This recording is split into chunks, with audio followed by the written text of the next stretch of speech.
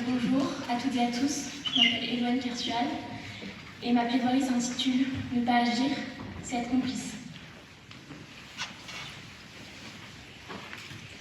Une enfant, une innocence volée, une enfance volée, une vie volée. Elle se souvient de descendre les escaliers, 21h passées.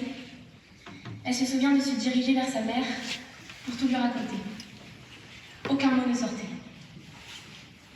Selon l'article de loi 112, la protection de l'enfance vise à garantir la prise en compte des besoins fondamentaux de l'enfant, à soutenir son développement physique, affectif, intellectuel et social, et à préserver sa santé, sa sécurité, sa moralité et son éducation dans le respect de ses droits.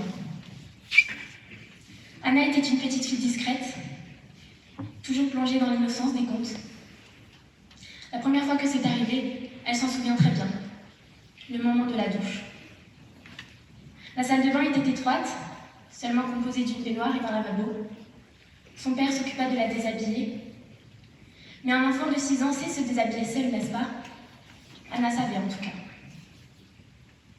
Les carreaux sur les murs étaient gris. Elle en compta 120 en tout, sur le mur de la salle de bain. Le soir même, il retourna la voir dans sa chambre, lorsque tout le monde était couché. Des nuages blancs ornent les murs violets. Ses draps sont roses et violets, avec toutes les princesses Disney imprimées dessus. Elle a 6 ans, 7 ans, 8 ans, puis 9, 10, 11 ans. Car oui, mesdames et messieurs, cela dure toute son enfance. Tous les soirs, Anna va se coucher la boule au ventre. Elle a peur de fermer la porte de sa chambre, car elle sait très bien ce qui l'attend. Le méchant loup reviendra-t-il cette nuit? Sa maman sait qu'elle a peur du méchant loup. Qui parmi vous ne l'a pas craint dans Le Petit Chaperon Rouge? Et comme Charles Perrault l'a dit, les loups les plus doucereux sont souvent les plus dangereux. Seulement sa mère ne se doutait pas. Elle ne se doutait pas que le méchant loup brisait leur fille tout entière. Peut-être qu'elle savait, inconsciemment. Ou peut-être qu'il était impossible pour elle de juste imaginer une chose pareille. Elle a donc fermé les yeux, toutes ces années, à l'image de la société.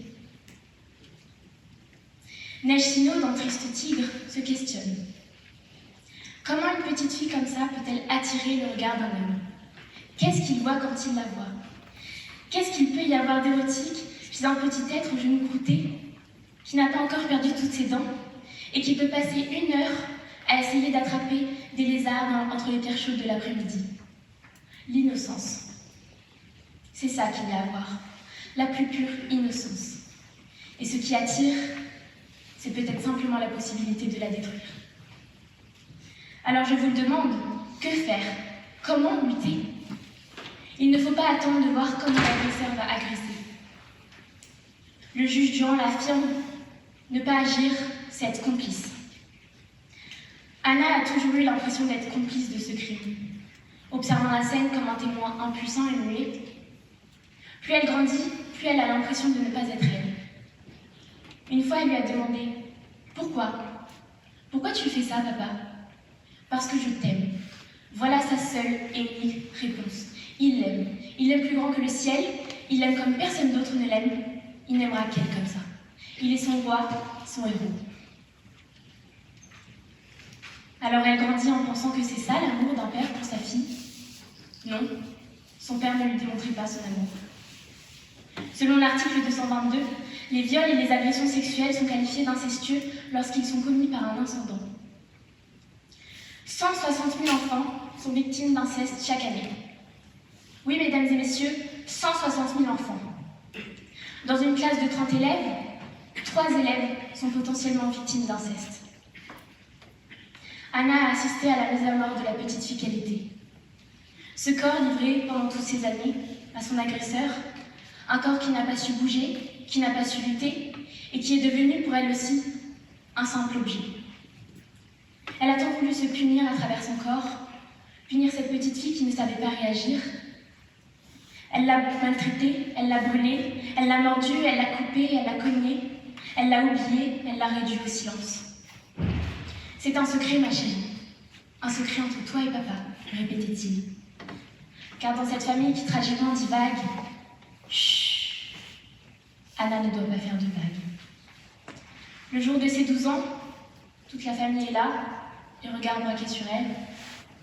Son papa joue le père modèle. Comme toujours, personne ne voit. Mais ce jour-là, tout ce qu'elle a accumulé explose en sanglots. Le lendemain, elle part au commissariat, accompagnée de sa maman. C'est le premier jour du reste de sa vie. Une plainte n'est déposée que dans 1 cas sur 5. Seulement 70% des enfants sont crus lorsqu'ils parlent. Seule une victime sur 10 révèle les violences au moment des faits. Et dans 1 cas sur 5, l'interlocuteur rend l'enfant responsable de son agression. À seulement 12 ans, Anna est déjà passée par le tournis, l'abandon, l'incompréhension, la solitude, la colère, l'égarement, l'étonnement, le désespoir, le refus, l'espoir, l'acceptation, le renoncement, le déni. Voilà tout ce que doit subir une victime d'inceste. Anna grandit et a bientôt 16 ans, premier petit copain. Elle se rend compte de son mal-être mais décide de le taire. Elle se laisse faire. Qu'est-ce que l'amour? Qu'est-ce que le sexe? Qu'est-ce que le consentement?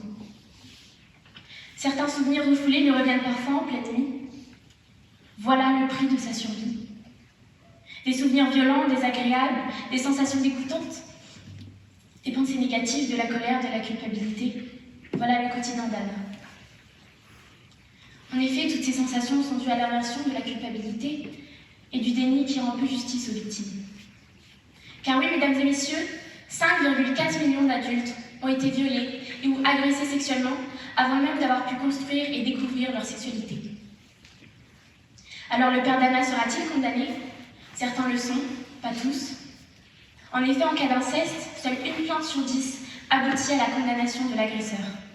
Seulement 3% des agresseurs sont donc condamnés. Lorsqu'ils le sont, ce sont des peines dérisoires, comme l'estime la Civise, la commission indépendante sur l'inceste et les violences sexuelles faites aux enfants.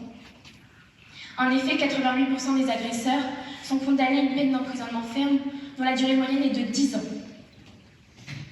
Cependant, si on en reste aux chiffres, on refuse de voir l'image. Le juge pour enfants Édouard Durand explique très bien dans son livre le déni collectif de la société et l'impunité des agresseurs. L'ancien coprésident de la Civise dénonce la manière dont la parole des victimes est étouffée. Les enfants racontent n'importe quoi, les enfants mentent, on ne peut rien faire. Aujourd'hui, je vous dis qu'on peut. Aujourd'hui, j'appelle à l'aide. Au nom d'Anna, d'Eliott, de Lola, de Jules, de Jade, d'Emma, de Chloé, de Lou. Au nom de l'enfance saccagée.